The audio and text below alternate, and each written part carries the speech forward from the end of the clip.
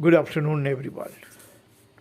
Today we are going to elaborate a kind of socio-political subject about the strategy of Mr. Modi about modification social, educational, economic, political, women empowerment. So many promises he made to modify Indian society 180 degrees. But come to think of it, none of his promise has been fulfilled, implemented, or yielded any kind of rotation. I have actually created 5 points to elaborate 5 different very vital areas which are actually slowing down or mitigating the strides of Indian economy, Indian society, Indian education, and India as a whole. So these 5 points are: point number one, education is hitherto stagnant and ridiculously redundant.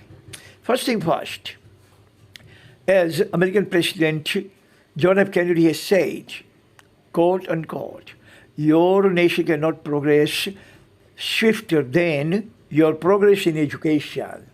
Meaning, as much as your education is going to progress, your economy, your nation is going to progress in comprehensive arena.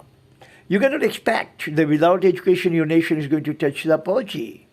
It's not going to touch the apogee, but definitely touch the perigee.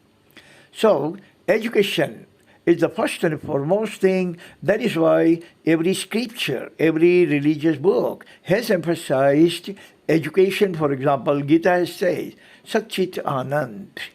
Quran has said, Ikra, Bismillah Rabbakallaji. Bible has said, education will set you free. So, during all these about 10 years in Gujarat, as a chief minister of Gujarat, and now about 3 to 4 years as a prime minister, our education that I have been watching our education from the very close quarter. I have been in education for the last 25 years, and I have not seen even an iota of difference or distinction in our education prior to Mr. Modi or post Mr. Modi era. Same thing, same redundancy, same kind of dreariness, same kind of lack of substance, lacklusterness, same education that I had seen when I came over here from America in 1997, and I see today. God is my witness. There is not even an iota of difference. So, Mr. Modi has done absolutely positively zilch, zero, nothing to modify our education any way at all. But as a matter of fact, I have seen that my earlier batches in 1997, 2005, 10, 15, those batches were much stronger than batches I'm getting today. Graduates cannot write 7 days or 12 months. Most of the students spell faulty as F-O-U-R-T-Y instead of F-O-R-T-Y. Most of the students begin their day with Sunday, Monday, Tuesday.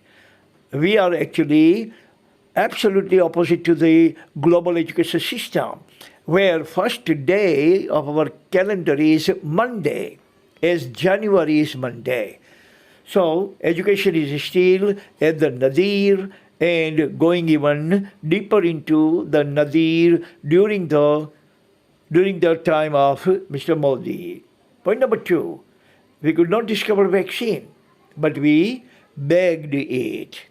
Think about it. We are 140 crore. 40% are millennials. We have about 15% graduates and postgraduates. We have thousands of hospitals, thousands of millions of doctors, and the biggest hospital we have is AIIMS, All India Institute of Medical Sciences. And our culture is 12,000 years old, and we could not discover even one lousy vaccine that Russia and China and many other nations have produced, what we decided to borrow it. I don't remember who has said it, but he was a member of parliament, the very first parliament of India, and he has said that we don't have to do anything now. Now we are liberated. Don't worry about anything. If we don't have anything and if we need it so desperately, then we are going to go for 3Bs. What are these 3Bs? So we are going to either buy from Western nations or borrow from Western nations or beg from Western nations. Guys, think. Nothing has changed. He said it 75 years ago, and now I'm saying it today, that we could not discover lousy vaccine. Being a nation of 140 crore comprised of all kinds of talent, all kinds of education, all kinds of knowledge, all kinds of erudition. But when it comes to discovering something, we have still the same parochial mentality that we are going to either buy, borrow, or beg from the Western nation. Point number 3 is, occupied territories are still under the control of Sinopark. We have lost 65 square kilometers of Arunachal Pradesh to China. We have lost Coco Island. We have lost 60%, 40% of Kashmir. And we have lost several small places like Akshay China and Tibet, and every single thing is gone. And we have not been able to get it back. We have not been able to retrieve, despite we have actually chosen an Iron Man in Mr. Modi, just like Iron Man Vallabhbhai Patel. But that Iron Man proved to be lamb in the lion's disguise, lamb in the lion's cloth. He could not even demand, he could not mince a word, he could not go to the United Nations, he could not do anything about it, and he just closed his eyes to this problem and turned the deaf ears and decided that ko sera sera, ko sera sera.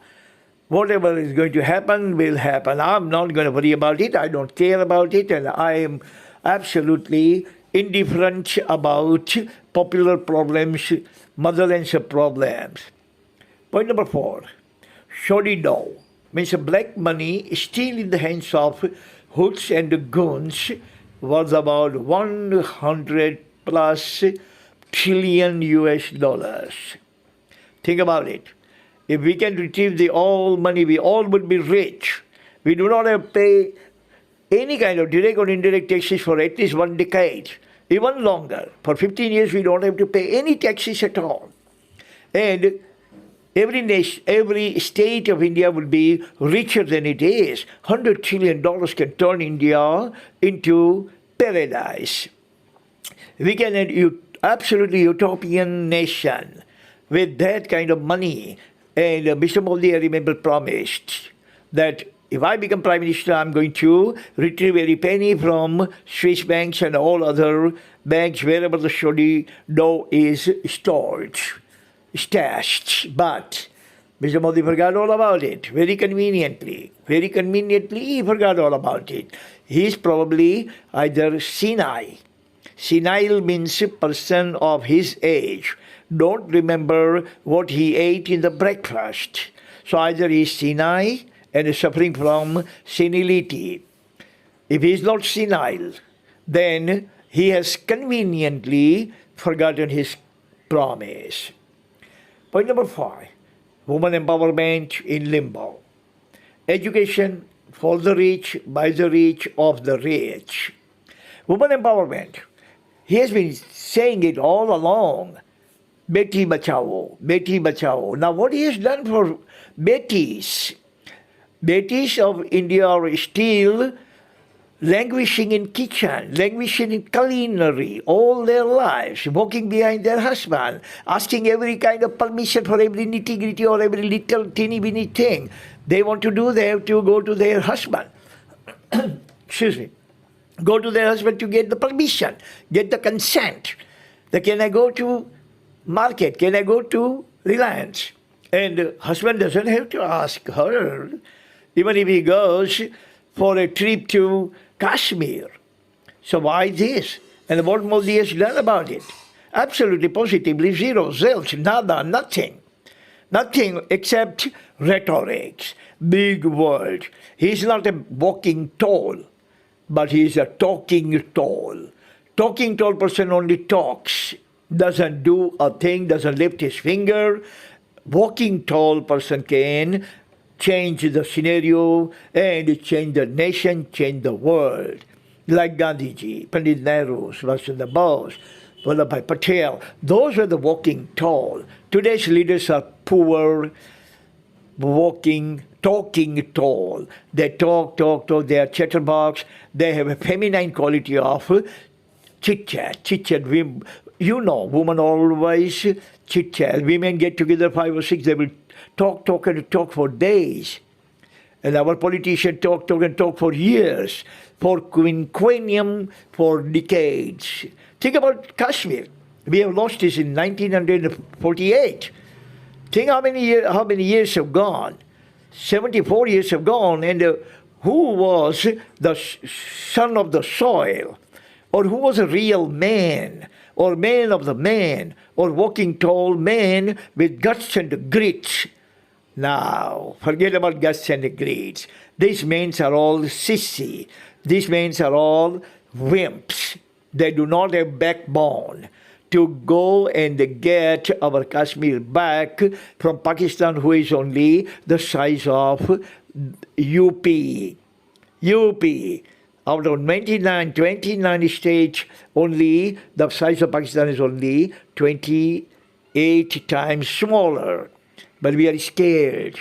We are pissing off, thinking about the war with Pakistan because Pakistan has few nuclear weapons. But we have plenty of nuclear weapons. What are you going to do with them? We are going to eat in kuppa or what? But now, always remember, Socrates has said, you don't need weapons to fight.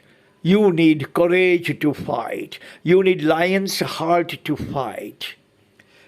So, woman empowerment is totally gone, and education. Education has become actually the commodity of rich people. Education for the rich. If you are a rich student, you can get education. Of the rich, only rich people are providing education. They are the provider of education, so they are going to charge you your arm and the leg both. And by the rich, only rich people who are aristocratic, who are unfortunately not meritocratic, and they are actually passing the education to students. That is why this is not the field of rich people. Business is the field of rich people. Education is the field of meritocratic people, not aristocratic. Unfortunately, aristocratic people in India have been plying educational vista, educational field, not meritocratic. This is the field of only meritocratic people, not aristocratic people. Wrong people are in right business. So they have mauled, they have wiped out, they have ravaged, they have annihilated, they have obliterated, they have ruined, they have perished education from the nation which was the womb of education. Takshila, Nalanda. India was the womb of education. India was the crib and the cradle of education. And today, India is the tomb of education. India has become the tomb, the grave of education. Thank you very much for listening. That's all the time we have. See you again tomorrow, and we're going to discuss about something else. Until then, read, imbibe. Don't just read and forget, but whatever the knowledge you attain, you retain it. Attain and retain. Attainment and retainment. These are the two sides of the same coin for erudition, for education. Don't let education to penetrate from your right ear and exit from your left ear. You will remain dumb, dumber, and dumbest. all your life. Opportunity doesn't wait for anyone at all. Thank you very much. Bye. God bless all of us on this planet.